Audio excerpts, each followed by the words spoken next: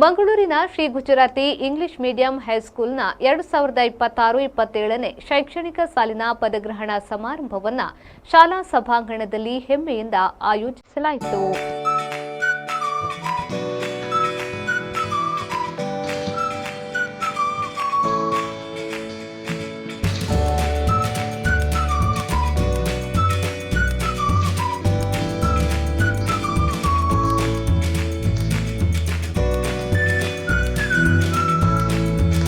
ಈ ಕಾರ್ಯಕ್ರಮದಲ್ಲಿ ಹೊಸದಾಗಿ ಆಯ್ಕೆಯಾದ ಶಾಲಾ ವಿದ್ಯಾರ್ಥಿ ನಾಯಕ ಮಂಡಳಿಯ ಸದಸ್ಯರನ್ನು ಅಧಿಕೃತವಾಗಿ ಪದಗ್ರಹಣಗೊಳಿಸಲಾಯಿತು.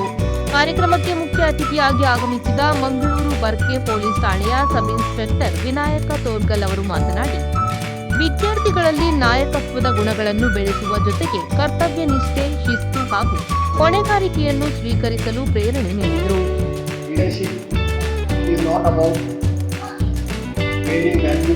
Holding titles or being popular in the class. It's all about character building. Today, the character which you build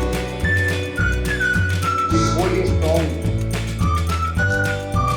in the future and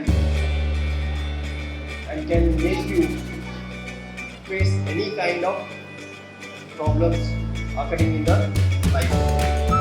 So, as we all see, there are many exemplaries who have said. ಗೌರವ ಅತಿಥಿಯಾಗಿ ಆಗಮಿಸಿದ ಶಿಕ್ಷಣ ಸಮಿತಿಯ ಜಿಗರ್ ವಡೋರ್ ಅವರು ಯುವ ನಾಯಕರಿಗೆ ಪ್ರಾಮಾಣಿಕತೆ, ತಂಡಭಾವನೆ ಮತ್ತು ಸೇವಾ ಮನೋಭಾವ ಎಂಬ ಮೌಲ್ಯಗಳನ್ನು ಉಳಿಸಿಕೊಂಡು ಸಾಗುವಂತೆ ಪ್ರೇರಣೆ ನೀಡಿದರು.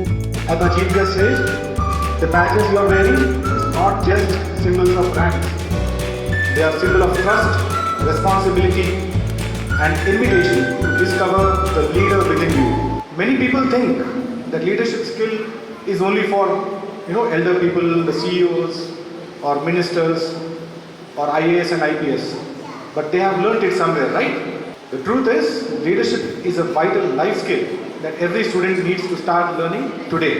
And why is it important? Because it transforms you from being a passive spectator to being an active creator of your life. ಶಾಲೆಯ ಕರೆಸ್ಪಾಂಡೆಂಟ್ ಅಶ್ವಿನಿ ಶೆಣೈ ಅವರು ವೇದಿಕೆಯಲ್ಲಿ ಉಪಸ್ಥಿತರಿದ್ದರು. ಈ ಮತದಾನದ ಮೂಲಕ ಆಯ್ಕೆಯಾದ ಹೊಸ ಹೆಡ್ ಬಾಯ್ ರಾದ ಸುಂದರಂ ಶರ್ಮಾ ಮತ್ತು ಹೆಡ್ ಗರ್ಲ್ ಕುಮಾರಿ ಫಾತಿಮಾ ಸಲ್ವಾ ಹಾಗೂ ಇತರ ಕ್ಯಾಬಿನೆಟ್ ಸದಸ್ಯರು ಅಧಿಕಾರ ಸ್ವೀಕಾರ ಪ್ರಮಾಣವನ್ನು ಪ್ರಾಂಶುಪಾಲೆ ಸಬಿತಾ ಕಾಮತ್ಸಿ ಅವರಿಂದ ಸ್ವೀಕರಿಸಿದರು. ಪ್ರಾರ್ಥನೆಯೊಂದಿಗೆ ಪ್ರಾರಂಭವಾದ ಕಾರ್ಯಕ್ರಮದಲ್ಲಿ ಶಿಕ್ಷಕಿ ಸಮನ್ವಿತಾ ಅವರು ಸ್ವಾಗತ ಭಾಷಣ ಮಾಡಿದರು. ಶಿಕ್ಷಕಿ ಮೇಧಾ ಅವರು ಮುಖ್ಯ ಅತಿಥಿಯನ್ನು ಪರಿಚಯಿಸಿದರು. ಪ್ರೇಮ್ರಾಜ್ ಅವರ ಧನ್ಯವಾದ ಸಮರ್ಪಣೆಯ ಮೂಲಕ ಮುಕ್ತಾಯವಾದ ಕಾರ್ಯಕ್ರಮವು ಸೌಮ್ಯ ಶೆಟ್ಟಿ ಅವರು ನಿರೂಪಿಸಿದರು. ಶರತ್ ಸಾಲ್ಯನ್, ವಿ4 ನ್ಯೂಸ್, ಮಂಗಳೂರು.